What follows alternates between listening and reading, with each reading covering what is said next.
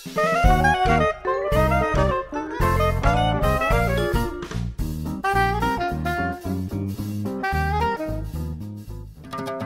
suatu ketika, ada seorang pemuda yang bernama Hang Tuah. Ia adalah anak dari Hang Mahmud.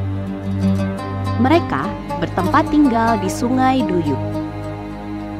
Pada saat itu, semua orang di Sungai Duyung mendengar kabar tentang Raja Bintan yang baik dan sopan kepada semua rakyatnya.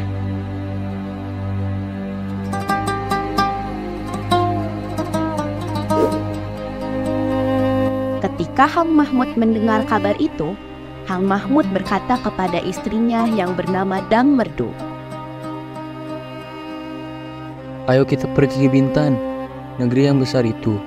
Apalagi kita ini orang yang miskin. Lebih baik kita pergi ke Bintan agar lebih mudah mencari pekerjaan."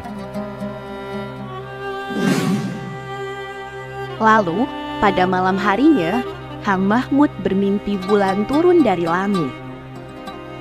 Cahayanya penuh di atas kepala Hang Tuah. Hang Mahmud pun terbangun dan mengangkat anaknya serta menciumnya. Seluruh tubuh Hang Tuah berbau seperti wangi-wangian. Siang harinya, Hang Mahmud pun menceritakan mimpinya kepada istri dan anaknya.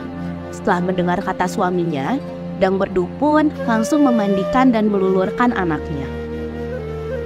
Setelah itu, ia memberikan anaknya itu kain, baju, dan ikat kepala serba putih. Lalu, Dang Merdu memberi makan Hang Tuah nasi kunyit dan telur ayam. Ibunya juga memanggil para pemuka agama untuk mendoakan keselamatan untuk Hang Tuah. Setelah selesai, dipeluknyalah anaknya itu. Lalu kata Hang Mahmud kepada istrinya, "Adapun anak kita ini kita jaga baik-baik. Jangan diberi main jauh-jauh." Keesokan harinya, seperti biasa, Hang Tuah membelah kayu untuk persediaan. Lalu ada pemberontak yang datang ke tengah pasar. Banyak orang yang mati dan luka-luka. Orang-orang pemilik toko meninggalkan tokonya dan melarikan diri ke kampung. Gemparlah negeri Bintan itu dan terjadi kekacauan di mana-mana. Ada seseorang yang datang melarikan diri dan berkata kepada Hang Tuah, "Hai, Hang Tuah, hendak matikah kau tidak masuk ke kampung?" Maka kata Hang Tuah sambil membelah kayu, "Negeri ini memiliki prajurit dan pegawai yang akan membunuh. Ia pun akan mati olehnya."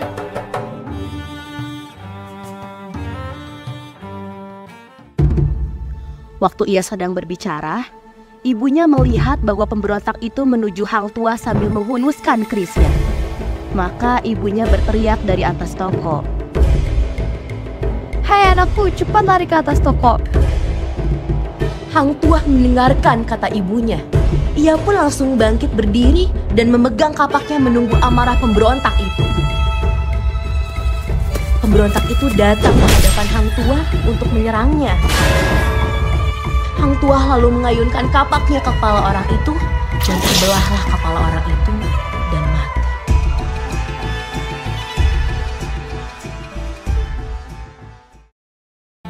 Maka kata seorang anak yang menyaksikannya, "Dia akan menjadi perwira besar di tanah Melayu ini." terdengarlah berita itu oleh keempat kawannya, Hang Jebat, Hang Kasturi, Hang Lekir, dan Hang Lekiu. Mereka pun langsung berlari-lari mendapatkan Hang Tuah. Hang Jebat dan Hang Kasturi bertanya kepadanya, "Apakah benar engkau membunuh pemberontak dengan kapak?" Hang Tuah pun tersenyum dan menjawab, "Pemberontak itu tidak pantas dibunuh dengan keris, melainkan dengan kapak untuk kayu." Kemudian, karena kejadian itu, Baginda Raja sangat mensyukuri adanya sang Hang Tuah. Jika ia tidak datang ke istana, pasti ia akan dipanggil oleh sang raja. Maka Tumenggung pun berdiskusi dengan pegawai-pegawai lain yang juga iri hati kepada Hang Tuah. Setelah diskusi itu, datanglah mereka ke hadapan sang raja. Maka saat sang baginda sedang duduk di tahtanya bersama para bawahannya, Tumenggung dan segala pegawai-pegawainya datang berlutut lalu menyembah sang raja. "Hormat tuanku, Saya mohon ampun dan berkat. Ada banyak berita tentang pengkhianatan yang sampai kepada saya. Berita-berita itu sudah lama saya dengar dari para pegawai-pegawai saya. Setelah sang baginda mendengar hal itu, maka raja pun terkejut lalu bertanya, Hai kalian semua, apa saja yang telah kalian ketahui? Maka seluruh menteri-menteri itu menjawab, Hormat tuanku, pegawai saya yang hina tidak berani datang. Tetapi dia yang berkuasa itulah yang melakukan hal ini. Maka baginda bertitah, Hai Tumenggung, katakan saja, kita akan membalasnya. Maka Tumenggung menjawab, Hormat tuanku, saya mohon ampun dan berkat. Untuk datang saja, hamba takut karena yang melakukan hal itu, Tuhan sangat menyukainya. Baiklah, kalau Tuhan percaya pada perkataan saya, karena jika tidak, alangkah buruknya nama baik hamba, seolah-olah menjelekkan orang-orang itu. Setelah baginda mendengar kata-kata Tumenggung yang sedemikian itu, maka baginda bertitah. Siapakah orang itu? Sang Hang Tuah kah? Maka Tumenggung menjawab, Siapa lagi yang berani melakukannya selain Hang Tuah itu? Saat pegawai-pegawai hamba memberitahukan hal ini pada hamba, hamba sendiri juga tidak percaya. Lalu, hamba melihat Hang Tuah sedang berbicara dengan seorang perempuan di istana Tuan ini. Perempuan tersebut bernama Dang Setia. Hamba takut ia melakukan sesuatu pada perempuan itu. Maka, hamba dengan dikawal datang untuk mengawasi mereka. Setelah baginda mendengar hal itu, murkalah ia, sampai mukanya berwarna merah padam. Lalu, ia bertitah kepada para pegawai yang berhati jahat itu, Pergilah, singkirkanlah si durhaka itu. Maka, Hang Tuah pun tidak pernah terdengar lagi di dalam negeri itu. Tetapi, si Tuah tidak mati karena si Tuah itu perwira besar. Apalagi, dia menjadi wali Allah.